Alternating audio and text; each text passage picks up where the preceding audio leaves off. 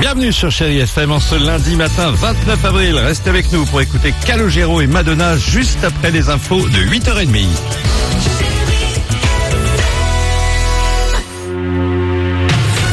Chérie FM, l'essentiel de l'actualité sur la Dordogne avec Florian Friquet.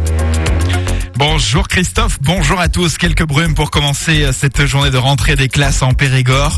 Mais dès le milieu de matinée, le soleil se fera une place de choix. En ce moment, les températures sont comprises entre 6 et 9 degrés. Cet après-midi, vous aurez 16 degrés à Thiviers, 17 à Saint-Pardoux-la-Rivière et à Tourtoirac, 18 pour Périgueux et Vers, 19 degrés à Bergerac et à Montpont-Ménestérol.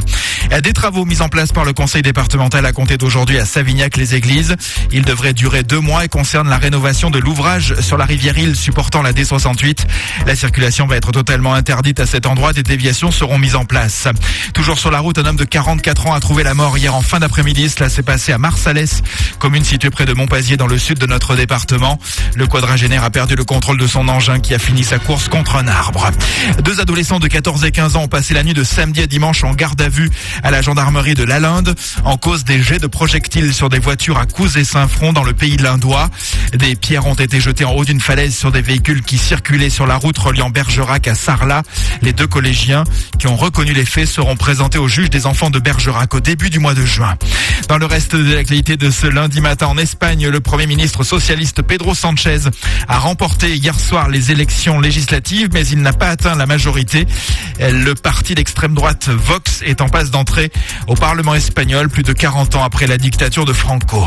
Allez, retour dans notre département, tout autre chose avec le quartier de la Gare à Périgueux qui s'est refait une beauté, tandis qu'un quartier d'affaires va voir le jour sur d'anciens terrains de la Cernam. La chaussée a été totalement refaite pour favoriser la création d'un pôle d'échange multimodal à partir d'aujourd'hui. Objectif de cette installation décidée par l'agglo du Grand Périgueux, favoriser les déplacements autres que la voiture. Les travaux ont duré 8 mois et ont coûté 2,9 millions d'euros. Enfin, une nouvelle agence matrimoniale a récemment ouvert à Périgueux, agence issue du réseau Odile Rencontre qui existe depuis 1995. Ancienne commerciale, Marjorie Prigent est la responsable de cette agence périgourdine. Objectif, déboucher sur des relations sérieuses et durables.